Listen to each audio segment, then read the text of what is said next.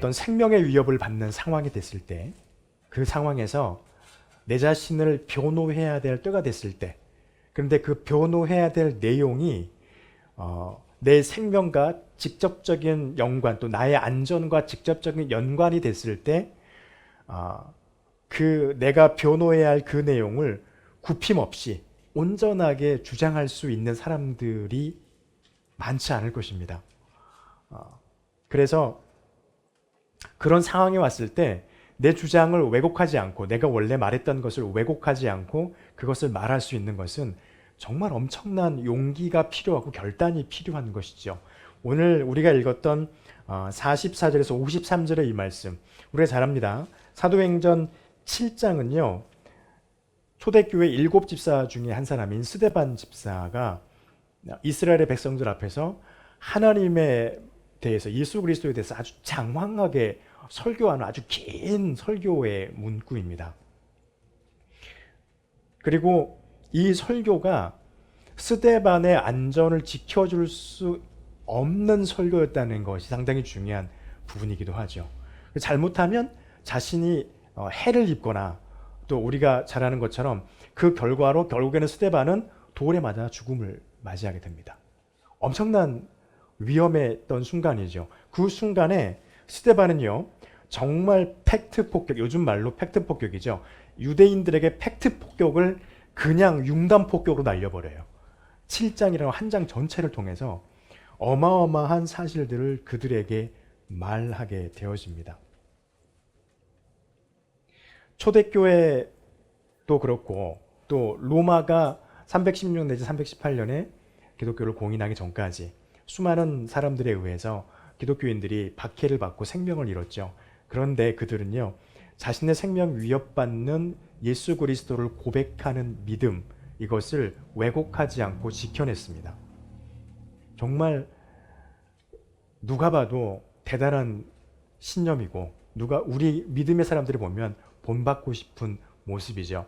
그리고 우리나라 1880년에 1882년에 기독교가 인천항을 통해서 들어왔고요. 천주교는 1800년에 조선시대에 정약전, 정약용, 또 이벽에 의해서 중국에서 한자로 된 성경을 가지고 들어와서 경기도 광주에 있는 그 암자에서, 곤지암이죠. 곤지암에서 그것을 번역을 합니다. 한글로 번역해서 그것을 읽고서 깜짝 놀라죠. 그리고 하나님을 믿고 천주교가 생기게 됩니다. 그래서 천주교인들을 가둬놨던 곳이 충남에 있죠. 거기 있는 것처럼 그렇게 해서 했지만, 그때 그들의 믿음을 저버리지 않고 자신들이 잘못한 목배임을 당할 수 있는데 그 고백을 저버리지 않았죠. 그래서 결국엔 그들은 갇히게 되고, 결국엔 나중에는 목배임을 당하는 그러한 박해를 받게 됩니다. 그래서 여러분 아시죠? 그 서울에 가면 절두산에 천주교에서 성전이 하나 세워져 있죠. 그곳이 그곳입니다. 그곳에서 사람들이 목을 베임을 당하고 하는 그런 일이 벌어졌죠. 재밌는 이야기지만 그때 정약전이 정약용을 살립니다. 너는 꼭 배교해야 된다. 왜 배교해야 되냐? 너라도 살아서 이 믿음을 전해야 된다. 그래서 정약용이 그렇게 나중에 살아남게 됩니다. 그리고 우리나라 천주교의 문맥이 그대로 이어오는 그런 역사가 있죠. 그리고 1882년에 기독교가 들어와서 이 땅에 하나님의 복음이 전해집니다. 수많은 사람들이 교회가 세워진 곳곳에서 그들의 믿음을 지켜냅니다. 일제 치하 안에서, 공산주의의 압제 안에서 그들의 믿음을 지켜냅니다. 그리고 그들의 믿음을 굽히지 않았죠. 수많은 사람들이 그 당시에 생명을 잃고, 또 우리에게 이 믿음을 지금까지 전해지고 있는 것을 바라봅니다. 스데반이 그러했습니다. 그래서 이 스데반이요, 지금 이와 똑같이 이스라엘 백성들, 화가 나 있는 이스라엘 백성들 앞에서 하나님의 말씀을 가지고 그들이 저질렀던, 자행했던 잘못을 그냥 송곳으로 찌르듯이 막 찌르고 있어요.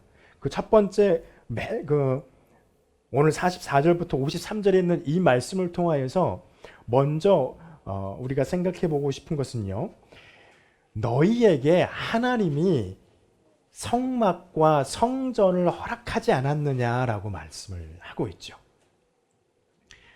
모세를 통하여서 시온산에 가서 하나님이 보여준 대로 성막을 환상을 통하여서 보고 치수를 다 받게 해서 그대로 시내산에서 내려와서 이제 그들이 함께할, 하나님께서 함께 하시고 온다는 상징의 그 건물인 성막을 짓게 됩니다.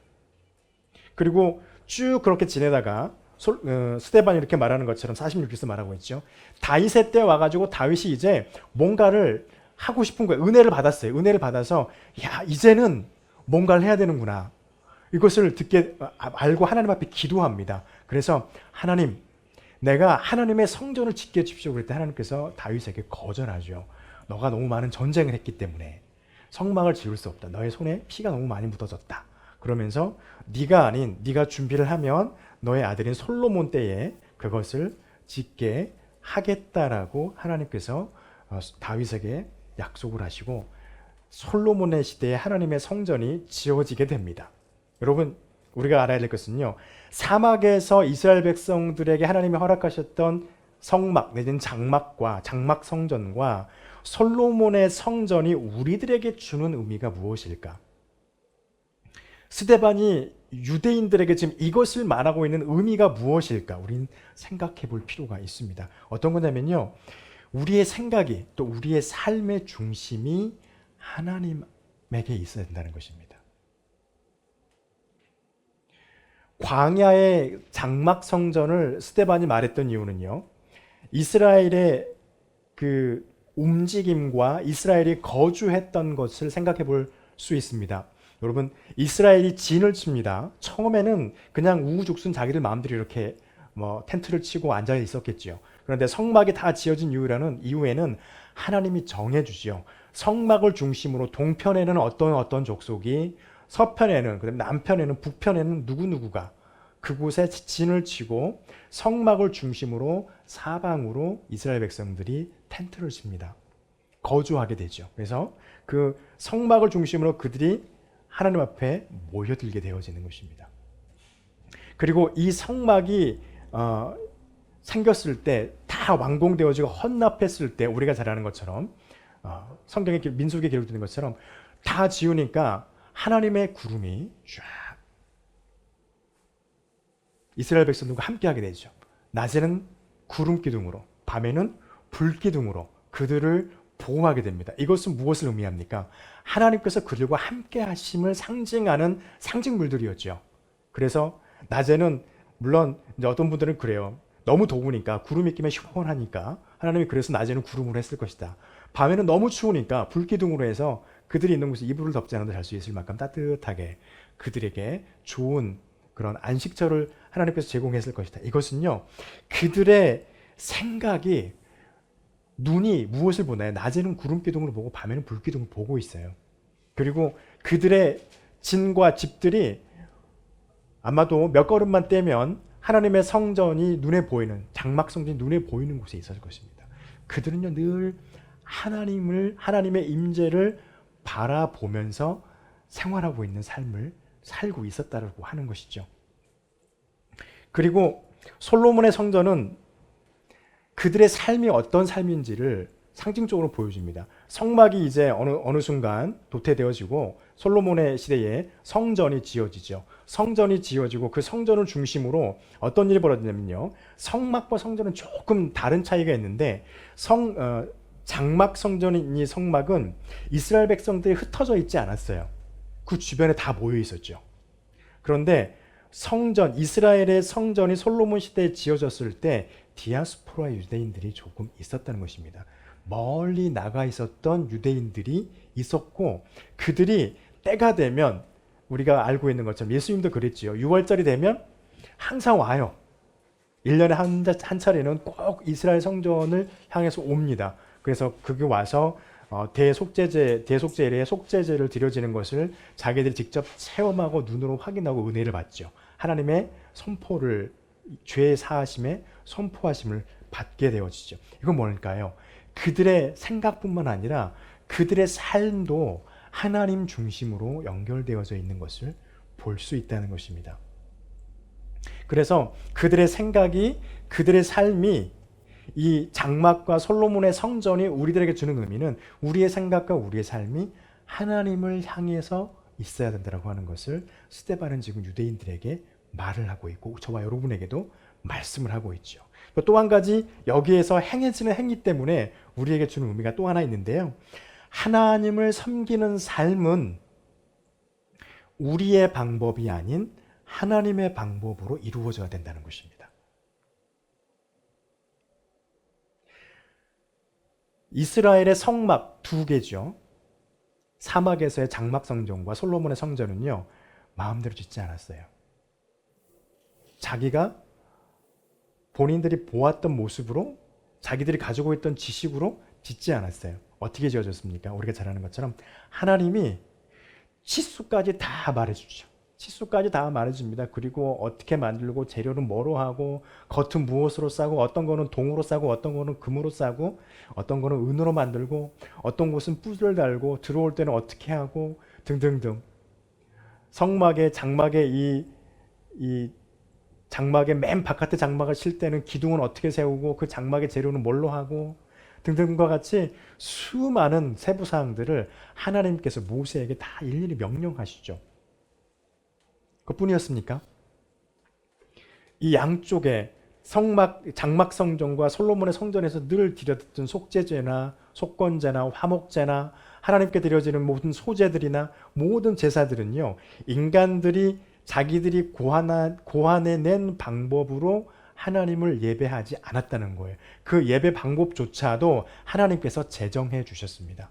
그래서 우리가 잘 알고 있는 민수기, 레위기, 신명기에서 제사할 때는 이렇게 하라 라고 하면서 정말 복잡한 절차들을 쭉 나열합니다. 이것은 무엇을 말할까요? 하나님을 섬기는 삶은 우리 인간이 생각하는 이렇게 하면 하나님을 섬길 수 있겠지 삶이 아니라는 거예요. 하나님께서 하나님을 섬기는 삶을 말씀해 주셨다고 하는 것입니다. 지금은 저와 여러분이 구약처럼 제사의 예배를 드리지 않고 하나님 앞에 예배로서 우리의 삶을 드립니다. 그래서 주님께서 말씀하셨죠. 너희가 때가 되어져서 나에게 와서 예배하는 그 예배, 주일에 주님께서 부활하신 그 날에 우리는 모여서 하나님을 찬양하고 기도하고 주의 말씀을 듣고 또 축복의 선언을 받고 우리의 삶 가운데로 돌아갑니다. 이것은 하나님께서 우리에게 말씀해 주신 하나님을 섬기는 삶의 방법이에요. 그리고 또 한 가지는요, 하나님을 대신할 것이 그 어떤 것도 이 땅에 있으면 안 된다는 것입니다.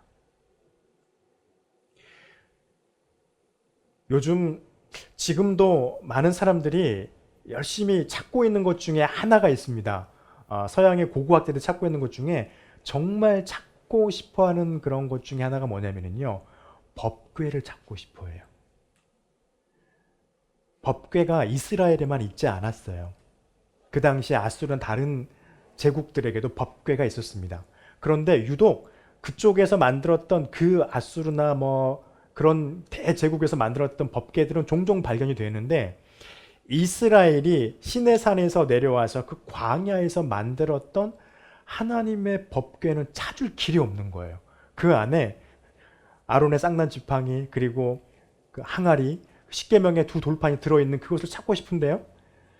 아무리 뒤져도 나오질 않는 거예요. 막 이렇게 비파기로 한다고 해요. 이렇게 옛날에 그 히스토리 채널에 보니까 비파기를 막 해서 이렇게 주사를 하면 어디쯤 있을 것 같은데 글로 들어갈 방법이 없는 거예요. 그래서 가끔 그런 생각을 합니다. 하나님이 왜 그걸 발견하지 못하게 하실까? 신학교 다닐 때 제가 그런 고민을 하다가 신약학인지 구약학 교수님한테 뭐 질문을 드려봤던 것 같아요. 왜 발견을 못하게 하실까요? 그랬더니 그 교수님이 글쎄 그게 발견이 되면 하나님을 대신하지 않을까?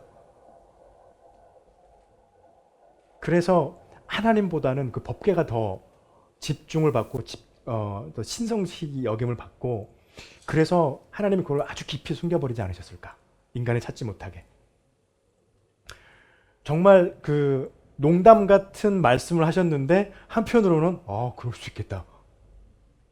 여러분, 십계명의 두 돌판이 발견된다면 무슨 일이 벌어질까요? 아마 어마어마한 일이 벌어질 거예요.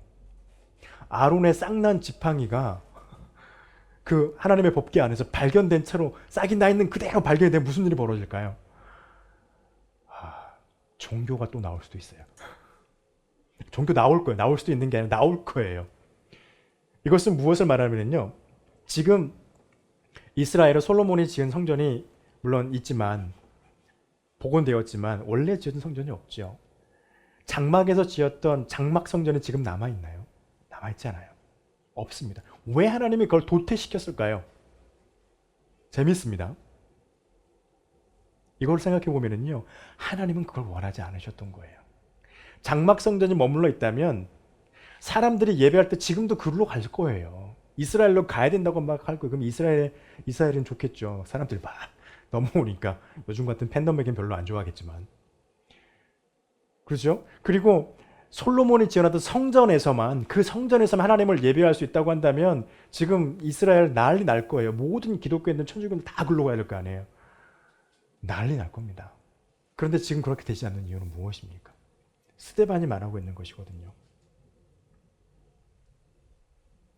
이사야 선지자의 말을 통하여서 말씀하신 겁니다. 하나님께서 사람이시기에 손으로 지은 집에 계시랴 이거예요. 감히 하나님을 예배당 안에 가두어 놓을 수 있냐는 것이죠. 감히 하나님을 장막 성전 안에 그곳에 가두어 놓을 수 있냐는 것이죠. 아니라는 것이죠. 그것들이 하나님을 대신해서 거룩함을 받고 하나님을 대신해서 영광을 받고 하나님을 대신해서 하나님과 같은 존재로 추앙받는 것을 하나님은 결코 용납하지 않으시는 하나님이라는 것입니다. 그것을 이스라엘 백성들에게 지금 말씀하고 있는 거예요.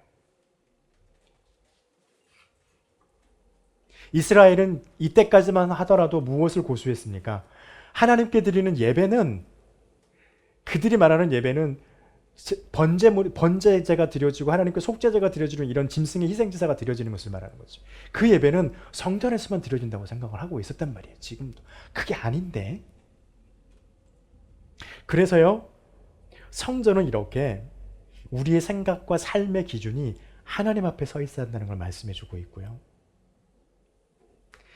하나님을 섬기는 삶은 우리의 생각이 아닌, 우리의 방법이 아닌 하나님은 우리에게 알려주신 방법대로 하나님을 섬겨야 된다는 걸 말씀해 주시고 있고, 하나님 외에 그 어떤 것도 하나님 아닌 다른 것이 하나님의 자리를 대체하는 것을 하나님 원하지 않으신다고 하는 것을 스데반이 설교하면서 그들에게 말하고 있는 것입니다. 여러분, 그리고 두 번째로 스데반이 말하는 게 51절부터 53절에 있는 말씀이에요. 하나님의 말씀이 무엇이냐 이겁니다. 이스라엘에게는 율법이 무엇이냐라고 말씀을 하고 있는 것이죠. 이것이에요. 하나님의 말씀을 통해서 우리가 발견하고 봐야 될 게 뭐냐를 알아라는 것입니다. 51절에 보면 이렇게 말하죠. 목이 곧고 마음과 귀에 할례를 받지 못한 너희들이기 때문에 너희가 성령을 거스린다라고 51절에서 말하죠. 그래서 52절에 보니까 너희의 조상들이, 스데반도 유대인이거든요. 하는 말이 뭐예요? 너희의 조상들이에요. 너희의 조상들이 하나님의 말씀을 받고도 하나님의 말씀을 지키지 않고 어겼다는 거예요. 참 아이러니하죠? 아이러니한데 정말 신기한 것이 이것이 저와 여러분에게도 적용되고 있다는 게 참 신기할 정도로 안타깝습니다. 저도 마찬가지예요. 이것은 큰 틀로 말하면요, 믿음이 오래되는 기간이면 기간일수록 사람들이 아주 쉽게 빠질 수 있는 늪이라는 거예요. 늪은 자기도 모르게 빠지잖아요. 빠지면 내가 언제 여기까지 빠졌어? 빠져나올 수 없는 그런 길이 됩니다. 왜 그럴까요? 하나님 앞에서 하나님의 말씀을 받고 나서요, 그들의 마음이 경직됩니다. 경직되면 말씀을 통하여서 우리가 무엇을 보아야 될지 바라보는 우리의 눈이 어두워지기 시작해요. 다른 말로 경직이란 말을 성경에 있는 언어로 바꾸면요, 마음이 강팍해졌다라고 말할 수 있어요. 여러분, 대표적인 사람이 참 한편으로는 인간적으로 좀 불쌍하기도 하다 이런 생각이 드는 사람이 한 명 있어요. 제 개인적으로. 누구냐면 바로입니다. 바로 애굽에 출애굽기에 나오는 10가지 재앙을 야, 그 어마어마한 그 이집트 제국이 하나님의 10가지 재앙을 맞잖아요. 거의 패망하기 일보 직전까지 가잖아요. 그런데 재앙이 내릴 때마다 그가 마음을 돌이켜요. 돌이키는데 말씀을 읽어보시면 나오는데 하나님께서 그의 마음을 강팍하게 하심으로 이렇게 말합니다. 그래서 하나님이 일부러 계속 그의 마음을 돌려 세워요. 그래서 강팍하게 만들어요. 그래서 결국에는 하나님의 모든 뜻을 다 나타내시죠. 그런데 하나님이 그들의 그 마음을 강팍하게 하실 때도 있지만 하나님이 그의 마음을 강팍하게 만들지 않으시는데 그 마음을 강팍하게 하는 경우가 있다는 거예요. 유대인들이 그렇다는 겁니다. 하나님의 말씀을 그들이 받고 율법을 받았고 하나님의 말씀을 통하여서 무엇이 중요한지 그들이 아마도 알고 있었을 거란 말이에요. 그런데 그들이 그거를 무시하고 사람들에게 족쇄 채우는 거에만 재미 들려가지고 이렇게 표현이 될 거예요. 재미 들려가지고 너네 이것 지키지 않으면 하나님 앞에 범죄한 자고 이것 지키지 않으면 하나님 앞에 범죄한 자고 해놓고 자기들은 안 지켜요. 예수님께서 그랬죠. 사람들로 하여금 율법에 율례를 씌워놓고 너희는 그곳으로부터 자유로워져 있다 라고 하면서 질타를 하시죠. 이것은 무엇입니까?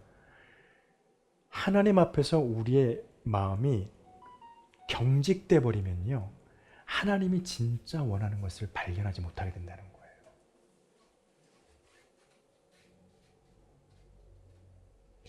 하나님이 진짜 원하는 것을 발견하지 못하면 무엇을 발견하지 못하게 되냐면요, 하나님께서 원하는 방법을 우리는 발견하지 못하게 됩니다.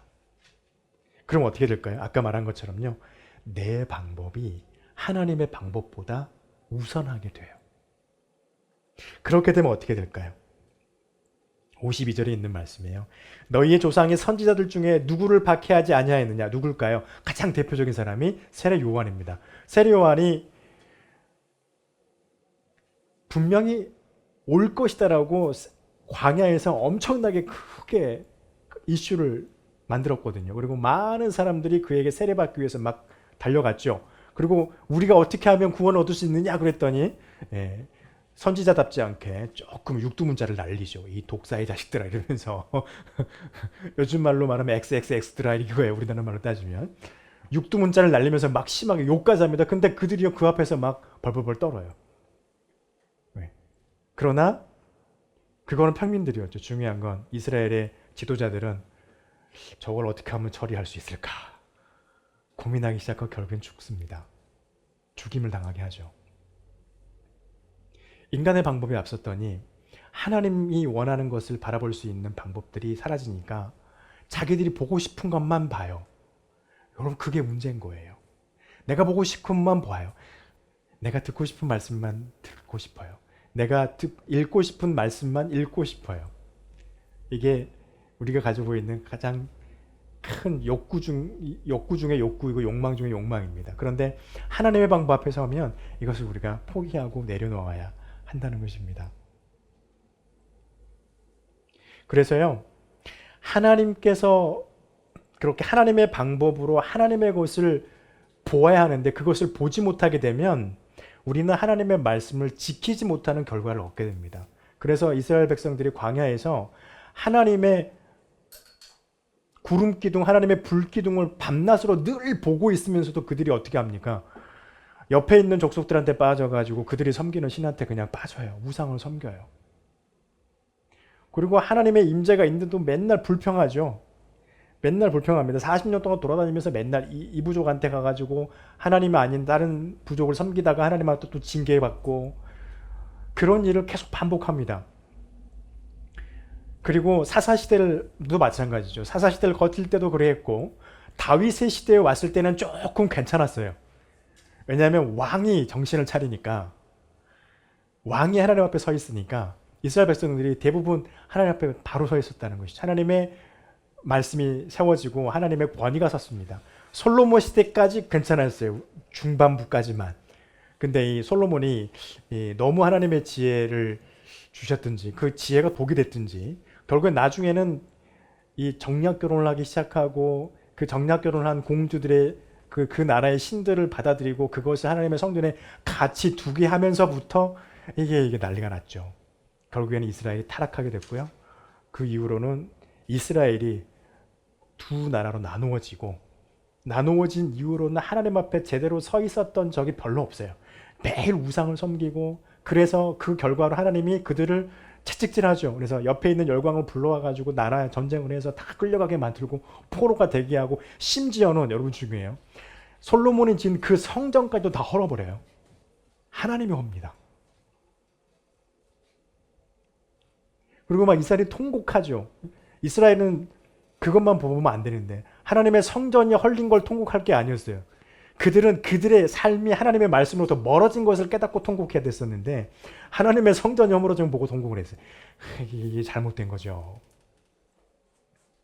그러니까 진짜 하나님이 보기를 원하는, 말씀을 통하여서 깨닫고 알기를 원하는 것을 하나님의 방법으로 알 수 있는데 그것을 인간의 방법으로 알려고 하니까 바라보지 못하게 된 거였고, 결국에는 뭐가 중요한지를 모르고 다른 거에만 자꾸 신경을 쓰다가 하나님 앞에 된통 얻어맞고 타락하고 범죄하게 되는 일이 그들에게 벌어지게 되어지는 것이었죠. 여러분, 이러한 이스라엘의 지금 삶이요, 스데반이 설교하는 51절부터 53절에 있는 이러한 믿음의 오류죠. 믿음의 늪이죠. 잘못된 믿음이죠. 이것이 우리에게도 올 수 있어요. 얼마든지. 믿음의 연한이 깊어가면 깊어갈수록, 그래서 우리는요, 하나님 앞에서 하나님의 방법으로, 하나님의 말씀을 통해서 하나님이 나에게 뭘 보기를 원하시는지를 발견해야 됩니다. 그러기 위해서 우리의 마음이 부드러워야 돼요.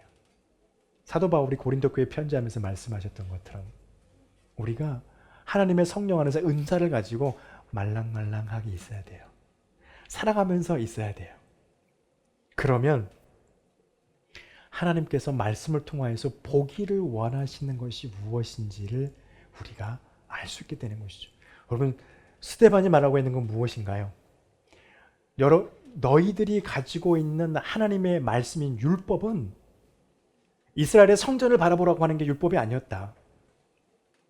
너희에게 오실 이가 오실 것이라고 예언자들을 통하여서 말씀하신 그분을 보고 그분을 믿으라고 하는 것이었지, 그분을 발견하고 그분을 섬기고 하나님을 사랑하라고 하는 것이었지, 너희처럼 그렇게 너희들이 원하는 것으로 잘못되게 빠져나가는 것을 하나님께서 원하지 않으셨어. 결국에는 그들이 말한 게 무엇입니까?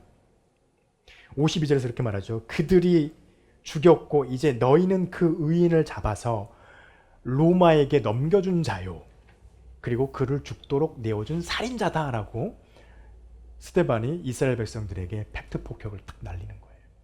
예수 그리스도가 하나님의 진리를 선포하는 자였고 그분이 복음과 구원을 선포하는 자인데 너희가 그분을 이방인의 손에 넘겨주고 죽임을 당하게 했다라고 그들에게 사실을 말하고 있는 것이죠. 여러분, 이럴 때 유대인들이 과연 어떤 반응을 보이는 것이 좋은 거였을까요?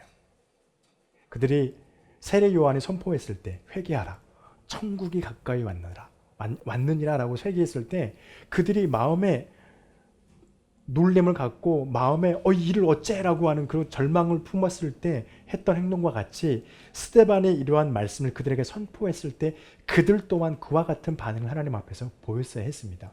무릎을 꿇고 우리가 어떻게 하면 구원을 얻을 수 있겠냐고 물었어야 했어요. 그런데 그들은 어떻게 했습니까? 스데반을 돌로 쳐서 죽게 합니다. 54절부터 60절에 보면 이스라엘 백성들의 반응이 나오죠. 화를 내요. 근데 그냥 화가 아니라 이를 갈 정도로 화를 냈다는, 엄청난 화를 냈다는 것이죠. 잘못된 반응을 보이고 있습니다. 여러분, 그들이 왜 그랬을까요? 하나님 말씀 앞에 그들을 되돌아보지 않았기 때문입니다.